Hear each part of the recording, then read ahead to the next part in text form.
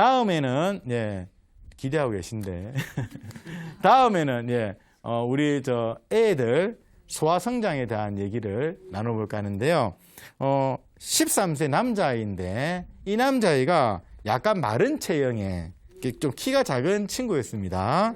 이 친구가 이제 엄마를 따라왔겠죠. 왜, 딱 보니까 왜 왔는지 알겠는데 물어보니까 아무래도 성장 때문에 문의하러 왔다고 하는데, 그러면서 이제 아기의 아빠는 안 오셨는데 아빠가 키가 좀 작으시대요.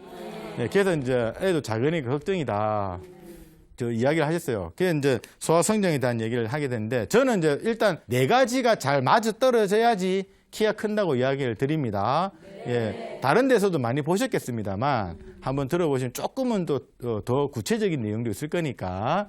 뭐냐면 4가지 구성 요소가 영양, 잠, 그리고 운동, 스트레스, 이렇게 봅니다. 자, 먼저 영양은 당연히 올바른 식사 습관이 필요하고 골고루 섭취하는 것도 필요하겠습니다만은 소화 능력이 좋아야죠.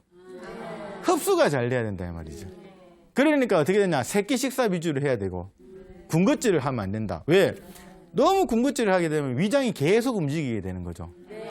그러니까 이제 그렇게 되면 당연히 위가 너무 지쳐버리겠지 않겠습니까? 그러니까 군것질을 그것 때문에 안 하는 겁니다. 그러면 과일도 우리 식후에 많이 먹이죠. 근데 애들이 과일은 식후에 먹이니까 밥을 안 먹어요. 그런 분들 많이 있으실 겁니다. 그래서 과일은 항상 식전에 줘라. 그래서 그런 식으로 좀 지켜주실 필요가 좀 있으신 거고요. 두 번째, 잠은 당연히 뭐 잠은 충분히 재워야 된다. 이거는 정상적인 이야기인데, 자, 요즘 초등학생, 중학생, 고등학생 학원 다닌다고 정신 없는데 이게 말이 되겠습니까? 그러니까 어떻게 했냐면, 저는 뭐 어떻게 얘기하면 대부분 한 11시 전에는 좀 자자. 그 정도는 얘기 드려요. 나머지는 근데 뭐 부모님들 알아서 하셔야 안 되겠습니까?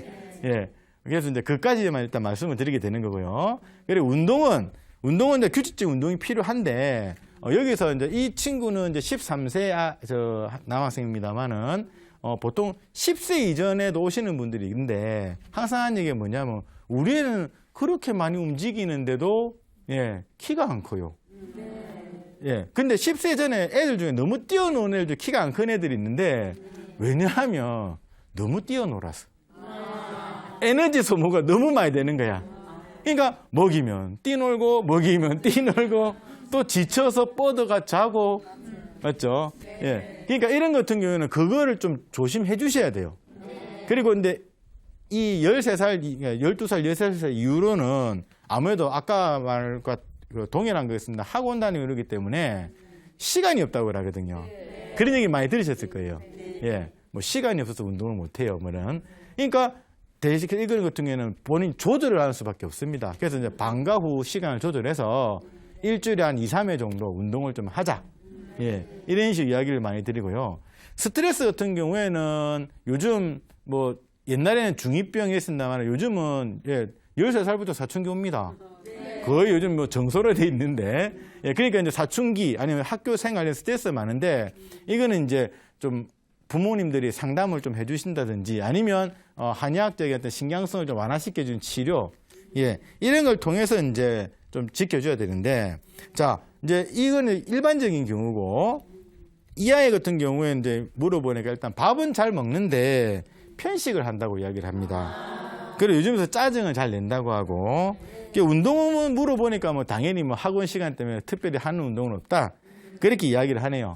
자, 복진을 해보니까 복부가 이제 말랑말랑하면서 전체적으로 좀 탄력은 떨어져 있고, 그리고 이제 눌렀을 때 약간 전체적으로 압진을 할 때 통증을 느끼는데, 이것은 뭐냐면 이제 소화 기능이 떨어지면서 이제 기능이 약화로 보이는 기여 증상을 이제 이야기를 하게 되는 거고, 맥진으로는 이제 신경성 긴맥이 나타나는 걸 신경성이 좀 예민한 거죠.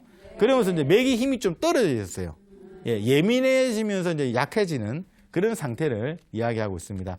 이게 이제 혀의 색을 보니까 색이 이제 연하고, 그리고 백태가 약간 있고 끝이 붉게 나타나는, 전형적인 기울의, 이제 기가 뭉쳐서 생기는 기울의 형태의 그런 혀가 나타난 걸로 봐서 신경성이라는 거죠, 한마디로. 그래서 종합을 해보면 신경성으로 예민해져서 소화 기능을 떨어뜨리는 그런 상태의 그러니까 당연히 영양분의 흡수가 덜 되겠죠. 예. 그러다 보니까 아까 말씀드린 편식도 하게 되고 밥도 잘 안 먹게 이렇게 되는 겁니다. 그럼 치료는 이제 기본적으로 신경성이니까 이 학생 같은 경우도 뭉쳐있는 기를 풀어주면서 이제 소화 기능을 돕게끔 그렇게 이제 치료를 많이 하게 되는데 그렇게 이제 하게 되면 이제 화가 풀리면서 예, 전체적인 순환이 이루어지게 되는 거죠. 그러면서 이제 적당히 영양분 흡수도 되고 예, 그러면서 이제 성장에 이제 도움이 되게끔 하는데 자, 이렇게 이제 하게 되면서 치료를 하니까 이 키를 이제 좀 키워야 되는데 이게 바로 크지는 않습니다. 예, 뭐 자고 올라니까 뭐 5cm가 컸더라 이러지는. 예, 이게 처음에 이제 한 달 치료하고 이제 2달 단위로 이제 건너뛰면서 이제 치료를 하게 됐는데 이제 2번 정도도 치료하고 나서 한 1년 사이에 한 10cm 정도. 근데 이게 남들이 보기에는 보통의 성장 속도입니다. 예, 보통. 그냥 뭐 다 그렇게 크는데. 근데 이 부모님 입장에서는 워낙 안 크는 나이다 보니까 일반적인 성장 속도가 더 커 보이는 거예요. 예, 물론 뭐 좀 더 크는 애들은 더 크겠죠. 자, 이렇게 이제 막연히 이제 성장에 대한 부분도 이게 원인을 좀 잘 따져서 예, 이렇게 좀 몇 가지를 좀 선택을 잘 해서 치료를 하면 훨씬 더 좋은 효과를 볼 수 있는 사례를 말씀드렸습니다.